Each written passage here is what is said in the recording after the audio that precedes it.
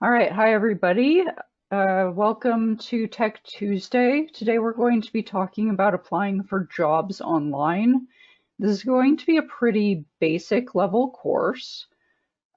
My name is Catherine, and we'll basically be talking about sort of the application process, some stylistic concerns for resumes, that sort of thing.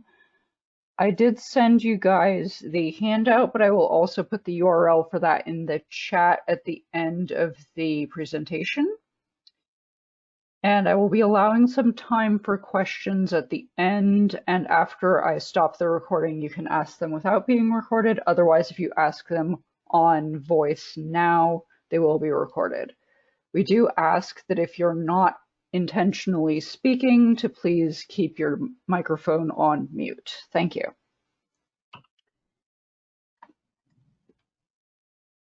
So we do have a computer lab available on an appointment basis currently, even though our branches are still closed to the public, and that is at the Community Learning Center. So if you email jobslab@ssf.net, and I'm putting that in the chat, then you can make an appointment in advance, and they do have assistance available if you need tech help while you're there. This is being conducted in a socially distant way, limited number of members of the public, limited staffing, and the staff won't be standing right next to you. They'll be helping you remotely if you use this service. So please feel free to make an appointment if you need that. So on to our main presentation. I'm going to start with some general tips for the application process, what to expect. So let's see. First off, if you have social media, you'll want to clean it up. If you use a LinkedIn, which is a professional social network I'll be talking a bit about later, you'll want to update it. For other social media, you'll want to consider if there's some content that you might want to set to private or to friends only, anything that's really personal, or potentially something that some employers might, not take the way that you intended, even if it's perfectly innocent. We all know that there are some jokes that fly, for example, in a casual social setting that might not fly at work. I would also recommend in general, but especially when you're trying to look for a job, to not accept friend requests from strangers, because I have heard stories about employers making fake accounts or having an employee make a fake account to try to see what's on your private social media, such as Facebook. So things to consider. It's a judgment call, of course, what you prefer to do. Hello to the person who just arrived. Okay, and then best practices overall for doing an online job application. You want to start by reading the description carefully. Even if you don't meet 100% of the desired capability or experience, what's the way in which you can put what experience and skills that you do have in the best light. You want to answer their questions honestly, because of course lying can get you in trouble later, but you don't have to volunteer any information that they don't ask for similar reasons to the social media things that some employers might feel some kind of, they might judge in a certain way.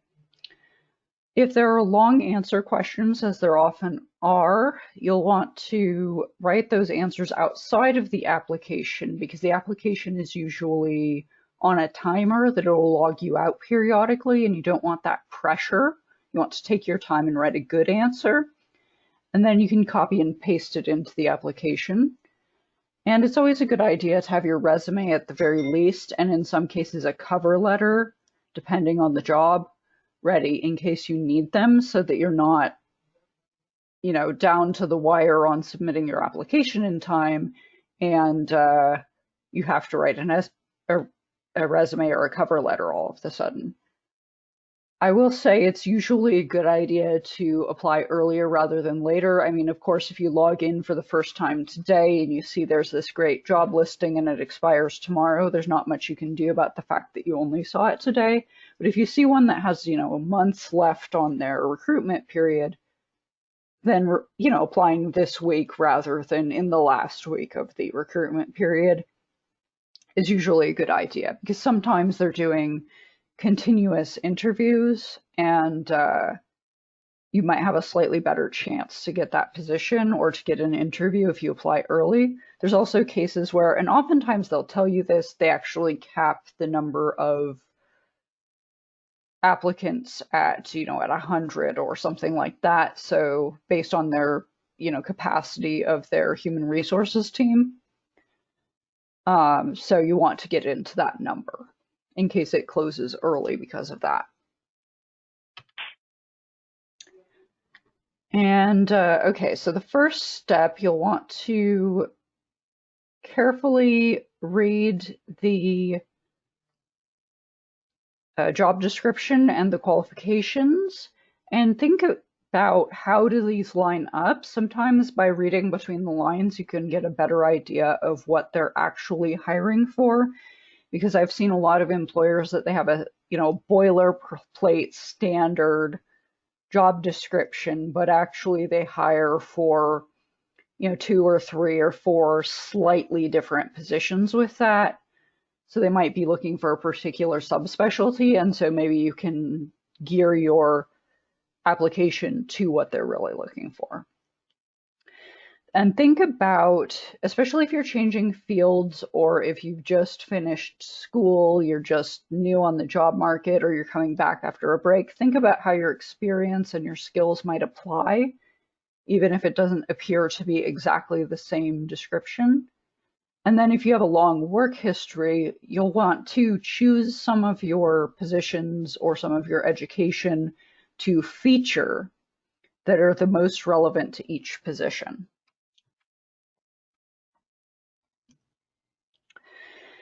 So back to those long answer questions. What I usually do is I copy the question into another file rather than composing it in my web browser. Usually a word processing program, something like Word or Pages, that has a spell check built in. If you use a grammar check, such as Grammarly, that's also pretty helpful. In fact, I find that such tools are the most effective when you're looking at formal writing as opposed to casual or to creative writing. So work-related stuff is a great time to be using these grammar checks. Take your time writing your answer, not feeling pressure by the timer on that application, as I mentioned, and proofread it. If you have a friend who can proofread it, that can be really helpful as well, or a relative, anyone who's, pretty good with their command of spelling and grammar. Because sometimes we're just unable to perceive our own errors, right? So they may spot things that you would have known to fix, but you just didn't see it. And then when you're done, copy it back into the application and make sure it didn't get screwed up in the process. Generally there's not very much in the way of formatting, so it's not too risky, but just take a look over it again. If you're in a field where you're doing resumes, and oftentimes you'll want to add a resume if they allow you to, even if it's not strictly speaking required. For resumes, it's a good idea to make a really complete resume with, all of your work history that's, things that were more than a few days. All of your work history, all of your skills, and then for particular positions, pare it down to focus it on what's both the most recent and then what's the most relevant to the position in question. Now, there are a few different types of resume. The most traditional, you may have seen this a lot, is the chronological resume, which focuses predominantly on positions, jobs or volunteer experience that you have, with descriptions of either what the job was or what you accomplished in that job, in generally speaking, reverse chronological order. So for each position, it's generally better if you have some notable accomplishment or some award that you received during that job. It's best to focus on that rather than to focus on the total description of the job. You want it to stand out rather than being like, well, I filed papers, right? If there's anything that stands out. If there isn't, you can just write your description in such a way that it showcases the activities that apply specifically to the job you're applying for. Now, this is the most useful if you have a strong work history in the field, but if you don't, then you might want to go with a different type of resume, such as a skills-based resume, which focuses on the skills you have that are relevant to the position, even if you acquired them working in different fields. It's good if you're switching fields, if you have a long gap in employment, or maybe you're new on the job market. It can also be good if you are concerned about how your age might be perceived. It is, I hate to have to say it, but it is a fact that age discrimination is a problem in certain fields. You can also do a combined resume, which is somewhere in between. And feel free at any point, if you have questions, to just put them in the chat, and I will, as I mentioned, have time at the end for questions as well. So some things with resume can vary from country to country. In the US, there are particular norms which don't apply in some other countries, such as you don't include a photo unless you're applying for an acting job or a modeling job, in which case there's a very specific type of photo, which is a headshot, ideally professionally done, that you would want to get. You do not include your marital status or your nationality, but in some countries this may be the norm. So some of the advice I'm giving, you'll want to look up specific advice if you're ever applying for a job that's in a different country. For cover letters, I do find it helpful to sort of have my old cover letters around as either an inspiration or as sort of a basis to tailor for the particular position. But that said, it is good to make it clear that this letter applies to the particular position. You can put a note about what drew you to this particular employer, especially like, let's say if they're, if they've got a good reputation within the field, you could say that sort of thing. That said, for some online job applications, they may not accept cover letters, so you might want to try and figure out if they want one before you put a lot of effort into writing a new cover letter.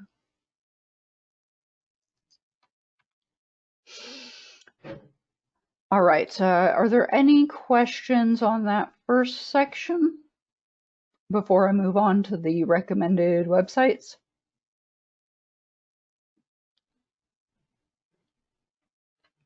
All right, I will take that as a no. If you think of one later, you can definitely ask it later though as well. So the first website I want to talk about is called Nova or NovaWorks, which has workshops and resources for job seekers. And right now they have some remote resources. They have a specific COVID resources page with a lot of collected stuff, ways you can get help if you did lose your job or have your hours cut or you were furloughed during this crisis.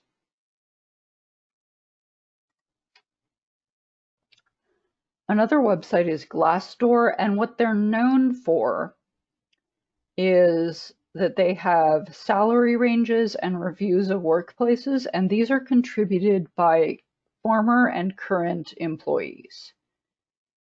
One thing that you may notice is that it does seem like the people who were not happy with the workplace oftentimes do go to Glassdoor because, maybe they don't have any other recourse. If they already went through the human resources process and they weren't happy with the answer they got. So it might be a little bit skewed towards the negative. That said, it can be worth considering whether the problems people describe would apply to you if there seem to be multiple people talking about some concrete issue, rather than just vaguely, I didn't like it. They also have sample resumes that you can look at and job listings as well. But again, they're mostly known for the sort of insider information about employers. So CalOps, we often get asked, how do I get a job at the library? Well, right now you probably don't, unfortunately, but all of the city and county employers are kind of crunched at the moment for funding, and that'll probably go on for a little while, but for the places that are hiring, CalOps is where a lot of the city and county jobs are in California.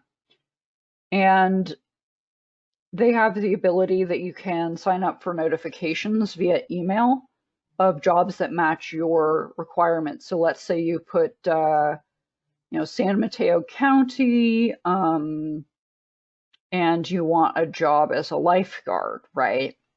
So they would send you jobs that have that keyword. And sometimes it'll be tangentially related things where the keyword just shows up in a not very important context, but at least you get that notification, so you'll see that within a day or so of when it's posted. And you can create a profile and add all of your qualifications, which is a pretty common feature, but it does save time because once you have that profile, you just import it to the application and then you customize it a bit and you answer whatever particular questions and you're done, essentially.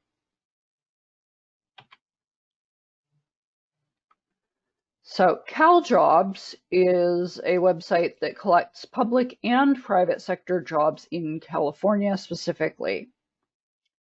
You can narrow your search by city or by county or just search the entire state. They have a keyword search similar to CalOps, but they also have category search where jobs are essentially categorized into different fields. So if there's multiple job descriptions that could apply to you in the field where you work, then there you go. They have some online training available. I haven't really explored this myself, but if you have the time at the moment to go through that as a sort of continuing education thing, that might be an opportunity. And similarly to CalOps, you can post your resume. You can let people contact you, although at this point in this economy, it might be a little bit dicey for that to actually happen. Now, even though the name is similar, USA Jobs is actually a federal government job site. Again, you can search by the field of employment or by the region. I would, though, be careful because a lot of the jobs on this website they have particular requirements to work there, wherein it'll be internal only, or it'll be for military spouses only, that sort of thing. So you have to look at the requirements and see if you're eligible.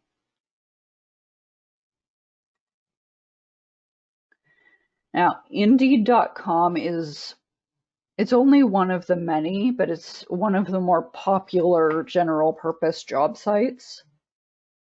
And again, you can search by location, you can search by keyword. But the one thing that really kind of stands out is they do have a discussion forum, so you can potentially get some help or advice from other job seekers, or even sometimes from employers, recruiters, etc. Right. And the last website I want to talk about specifically for this is LinkedIn, which I mentioned earlier. It's a professional social network. So essentially, you would be connecting with either former colleagues, current colleagues, classmates, people in your field, more than with family. You can, of course, add your relatives and your friends, but it's most important to add people who can kind of vouch for you on this. Some people use it for networking to connect with people they don't know very well yet. Some people don't. But yeah, so you can add your qualifications, your skills, your training, your experience, professional organizations of which you're a member, etc. And then the colleagues and whatnot that you've connected with can actually vouch for your skills. You know, oh, this person speaks very good Spanish or whatnot. It'll have a little button where they can just click to say, yeah, this skill is one that I can say that my friend or my colleague definitely has. They do have some job listings. It tends to be selective as to what fields. I think LinkedIn is probably more important for social media and marketing type jobs. You can also let employers contact you. Again, the only ones that have contacted me on LinkedIn are the ones that are looking for volunteers or that are casting a very, very wide net for some sort of entry-level type positions. So your mileage may vary on whether that actually helps you, but it's a possibility. And if you're into networking, there are also professional groups you can join. So within your field, or if you have a subspecialty that you really want to develop your skills, that may be an option for you. All right, so that was a pretty short presentation, I guess. I think I talked pretty quickly. But in any case, thank you for coming.